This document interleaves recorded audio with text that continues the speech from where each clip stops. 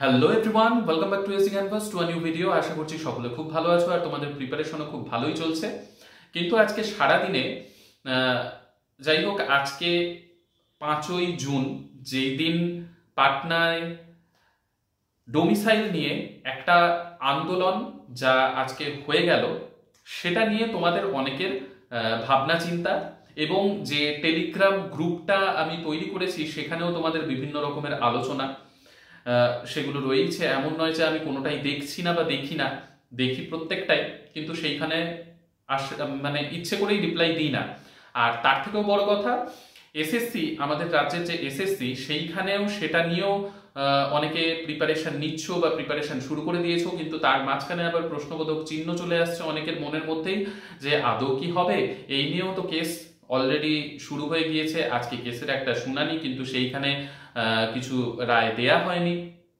তো এরকম বিস্তর আলোচনা টেলিগ্রাম গ্রুপের মধ্যে চলছে।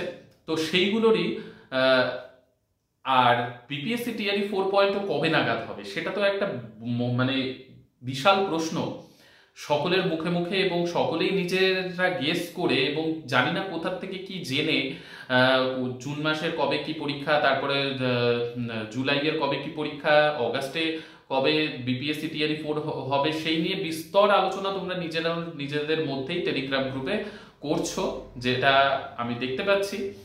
তো আসল ব্যাপার কি, এবং তোমরা এই যে বিভিন্ন বিষয় নিয়ে বিভ্রান্ত হচ্ছ, সেই বিভ্রান্তের জায়গা থেকে আশা করি এই মুহূর্তে সরে আসাটা খুবই দরকার। তো তার জন্যই এই ভিডিওটা। তো যাদের যাদের দরকার তারা এই ভিডিওটা পুরোটা দেখো, আর যাদের মনে হচ্ছে দরকার নেই তারা এখান থেকে স্কিপ করে চলে যেতে পারে। আর অবশ্যই চ্যানেলে নতুন হয়ে থাকলে সাবস্ক্রাইব করতে ভুলে যেও না, কারণ প্রত্যেকটা মুহূর্তে তোমাদেরকে এক্সাম অবধি এবং এক্সামের পরবর্তী প্রত্যেকটা মুহূর্তে প্রত্যেকটা আপডেট দেওয়ার জন্য আমি অবশ্যই রয়েছি। তো অবশ্যই নতুন হয়ে থাকলে সাবস্ক্রাইব করে দিও, আর ভিডিওটা ভালো লেগে থাকলে লাইক করতেও ভুলে যেও না। তো প্রথম কথা হচ্ছে, আজকে যে একটা আন্দোলনের ডাক দেয়া হয়েছিল, যেটা হচ্ছে বিহারে যে এই যে বিপিএসসি টিআরই 4.0 আগামীতে আসতে চলেছে, সেইখানে ডোমিসাইল। তো ব্যাপার হচ্ছে, এই ডোমিসাইল নিয়ে তোমাদের অনেকের মনের মধ্যে প্রশ্ন, তাহলে সিট সংখ্যা কতগুলো থাকবে, কত পার্সেন্টেজ দেয়া হতে পারে, পুরোটাই কি ডোমিসাইল করে দেয়া হবে? তো দেখো, আমি তোমাদেরকে একটা কথা, বহুদিন আগে যারা প্রথম থেকে আমার ভিডিও দেখছো তারা প্রথমেই আমার এই কথাটা হয়তো তাদের মনে আছে, যেটা আমি বলেছিলাম বিপিএসসি টিআরই 2.0 তে 20% আদার স্টেটের ক্যান্ডিডেটদের চান্স দেওয়া হয়েছিল। এটা সরকারি তথ্য অনুযায়ী, এবং সরকার এই কথাটা বলেছিল, যেটা আমি তোমাদের কাছে জানিয়েছিলাম। এটা সরকারি হিসেব অনুযায়ী, আমি বলছি না এক্স্যাক্ট কি না, সেগুলো নিয়ে আমি যাচ্ছি না, কিন্তু সরকারি হিসেব অনুযায়ী। এবং আমাদেরকে যেই দিন নিয়োগপত্র, প্রভিশনাল অ্যাপয়েন্টমেন্ট লেটার দেয়া হয়, সেই দিন বড় স্ক্রিনে মানে বিহারের মুখ্যমন্ত্রী নীতিশ কুমারজি এই কথাটা পরিষ্কারভাবে মেনশন করেছিলেন, এবং তার উপর ভিত্তি করেই আমার তোমাদেরকে ওই কথাটা তখন বলা ছিল যে 20%। ঠিক আছে? তো আমি তোমাদেরকে তখনই একটা কথা বলেছিলাম যে তোমরা আপাতত ধরে রাখো যে 20% তোমরা আদার স্টেটের ক্যান্ডিডেট হিসেবে চান্স পাবে, সেটা তোমরা ধরে নাও। বাকি যদি বেড়ে যায় তাহলে তো খুবই ভালো, আর সেইখান থেকে যদি কমে সেটার জন্য প্রিপেয়ার হয়ে থাকো, কিন্তু কমার কোনো চান্স নেই। এবং এই মুহূর্তে তোমাদের সকলের মনের মধ্যে প্রশ্ন, এই যে ডোমিসাইল, এই ডোমিসাইলটা কি পুরোপুরিভাবে ডোমিসাইল করে দেবে? পুরোপুরিভাবে ডোমিসাইল করে দেওয়া কি সম্ভব? এই আন্দোলন যেইখানে মানে অলরেডি বলা হচ্ছে যে নো ডোমিসাইল নো ভোট, যেহেতু সামনে ইলেকশন, তার জন্য কিন্তু এই যে দাবিটা, এই দাবিটা বিহারের পরীক্ষার্থীরা রাখছে। যাই হোক, এবং সেই জায়গার থেকে অনেকের প্রশ্ন যে আমাদের রাজ্যে তো এরকম করা হচ্ছে না, বিহারে কেন করা হবে? এবং এই নিয়ে অনেকের মনের মধ্যে আবার প্রশ্ন যে তাহলে কেস করে দেব। দেখো, এই কোনোটাই তোমরা নিজেরাই নিজেদের মতন করে ভেবে নিচ্ছ, এবং পারিপার্শ্বিক যে কাণ্ডগুলো চলছে, স্বাভাবিক বুঝতেই পারছি তোমাদের মন এই মুহূর্তে যথেষ্ট উইক। আমি বারবারই বলেছি, পরীক্ষার আগে পর্যন্ত, সিলেকশন হওয়া পর্যন্ত একটা মানুষের মাইন্ড যথেষ্ট উইক থাকে, এবং আমরা প্রত্যেককেই সেই জায়গাটার মধ্যে দিয়ে গিয়ে কিন্তু একটা জায়গায় গিয়ে পৌঁছায়। আমাকেও নিজেকেও যেতে হয়েছে, তাই আমি তোমাদের সামনে আজকে এই কথাটা বলছি। তো এই মুহূর্তে তোমাদের মাইন্ড যথেষ্ট উইক, তার জন্য তোমাদের মাথায় এই সব বিভিন্ন চিন্তাগুলো ঘোরাঘুরি করছে। কিন্তু একটা কথা মাথায় রাখো, পুরোপুরি ডোমিসাইল যেই কথাটা নিয়ে তোমাদের মাথায় অনেক রকমের প্রশ্ন ঘুরছে, সেই প্রশ্নটা আমি বারবার অনেক আগের থেকেও বলেছি বা আজকেও আবারও বলছি, সেই প্রশ্নটা আপাতত তোমরা মন থেকে বের করে বাইরে রেখে দাও, ঠিক আছে? কারণ পুরোপুরি ডোমিসাইল এটা কখনোই কিন্তু করা হবে না।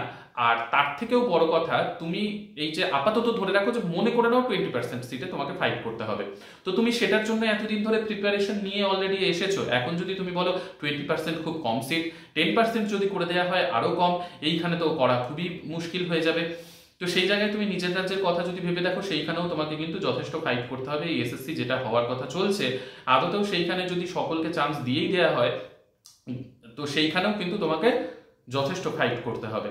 তো ফাইটের কথা ভেবে তুমি যদি 10% 20% এগুলো বিভিন্ন ধরনের বিস্তর আলোচনা যেগুলো টেলিগ্রাম গ্রুপে তোমরা প্রতিনিয়ত করছো, সেই অপ্রাসঙ্গিক আলোচনাগুলো তোমরা যদি প্রতিনিয়ত করতে থাকো, তাহলে তোমরা নিজের পায়ে কিন্তু নিজেই কুড়োলটা মারছো, অন্য কিছুই করছো না। তো তার জন্য একটাই কথা বলবো, এই সব অপ্রাসঙ্গিক আলোচনা নিজেদের মধ্যে করবে না। পারলে টেলিগ্রাম গ্রুপ যেটা আমি ক্রিয়েট করেছি, সেইখানে তোমরা কুইজের বিভিন্ন প্রশ্ন আলোচনা করতেই পারো। কোনো কিছু কুইজের কোনো প্রশ্ন বা কিছুতে ডাউট থেকে থাকলে আমাকে জিজ্ঞাসা করতেও পারো। আমার মনে আছে একদিন একজন একটা সায়েন্সের কোয়েশ্চেনে আটকে গিয়েছিল, সেখানে লিখেছিল, আমাকে উদ্দেশ্য করে অবশ্যই লেখেনি, কিন্তু সেটা গ্রুপে পোস্ট করেছিল, সেটা সে বুঝতে পারছিল না এবং দেখে আমার জানা ছিল, তো আমি তাকে কিন্তু ইভেন সাথে সাথে খাতায় করে সে মানে একটা নিউমেরিক্যালসে ছিল, সলভ করে দেখিয়েছিলাম। তো এইরকম টাইপের কিছু প্রাসঙ্গিক আলোচনা তোমরা যদি করো গ্রুপের মধ্যে, তাহলে খুব ভালো হয়। যে টেলিগ্রাম গ্রুপটা অলরেডি ক্রিয়েট করে রেখেছি, তাহলে খুব কার্যকরী হয়, এটাই বলার কথা। আর দেখো, নিজেকে মোটিভেট তোমাকে নিজেকেই রাখতে হবে। আমি তোমাকে জাস্ট মোটিভেট রাখার জন্য কয়েকটা কথা বলছি ভিডিওর মাধ্যমে। আমি তোমাকে গিয়ে তো মোটিভেট করতে পারছি না, এই ভিডিওটাই তোমাকে মোটিভেট করার একটা মাধ্যম, যেটা আমি চেষ্টা করছি। আমি চেষ্টা করে কতটা সফল হচ্ছি না হচ্ছি সেটা তো পরবর্তীতেই আমি বুঝতে পারবো, এবং তোমাদের যখন রেজাল্ট আসবে তোমরা আমাকে ফোন করে বা মেসেজে, অনেকে টিআরই 3-তে যেমন বলেছে, তোমাদের সময়ও তোমরা অনেকেই বলবে যে হ্যাঁ দাদা, কাজে দিয়েছে কি কাজে দেয়নি।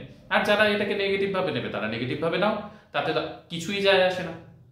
তো যারা এতদিন ধরে প্রিপারেশন নিয়ে এসেছো, নিজের মনকে কোনো রকম ভাবে কোনো অপ্রাসঙ্গিক আলোচনায় ঢুকিয়ে সেইখান থেকে নিজের মনকে ডাইভার্ট করবে না, নিজের মনকে শক্ত রাখো, এবং পরীক্ষা হবে, এইটাই আমি তোমাদেরকে বারবার বলেছি ভাবার কথা। এবং গতকাল একটা পোল আমি করেছিলাম, সেইখানে আমি একটা নয় দুটো পোল করেছিলাম। একটাতে লিখেছিলাম যে তোমাদের জিকেজিএস পোর্শনে কতদূর কমপ্লিট, তো সেইখানে কমপ্লিট নেই, এইটাতেই বেশি এসেছে।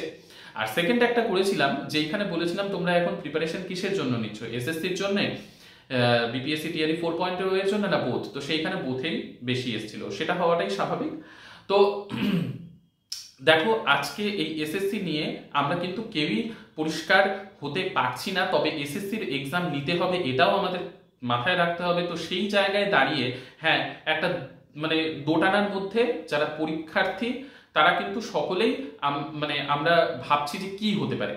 নিজের রাজ্যে হলে তো অবশ্যই, নিজের রাজ্যে যদি সিলেকশন নিয়ে থেকে যাওয়া যেতে পারে তাহলে তো অবশ্যই ভালো, কিন্তু সেই সিলেকশনটা আদতেও সুন্দরভাবে হচ্ছে কি হচ্ছে না, সেই ক্ষেত্রে আর কি কি বাধা বিপত্তি আসছে, সেটা সময়ের অপেক্ষা, সেটা এখনই কেউই পরিষ্কারভাবে বলে দিতে পারবে না।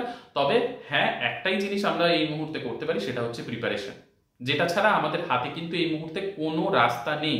প্রিপারেশন নেওয়াটাই একটা রাস্তা, কি হবে না হবে সেটা ভবিষ্যৎ বলে দেবে, এবং কিছুদিনের অপেক্ষার পরেই পরিষ্কার বোঝা যাবে। এবং লাস্ট যে টপিক, সেটা হচ্ছে বিপিএসসি টিআরই 4.0 কবে নাগাদ হতে পারে, যেটার পরিষ্কার উত্তর এখনো পর্যন্ত সত্যি কথা বলতে কারো কাছেই নেই। সকলেই আন্দাজ করে বলছে কি হতে পারে।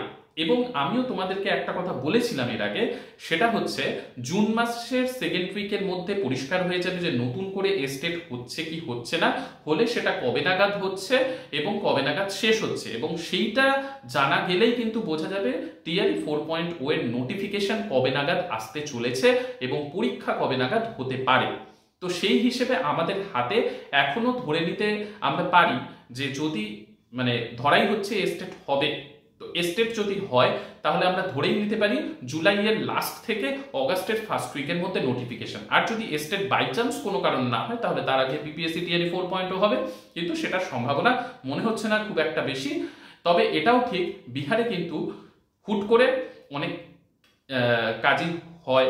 কাজই হয় বলতে এই এক্সামের ডেট ডিক্লেয়ার করে দেওয়া হয়।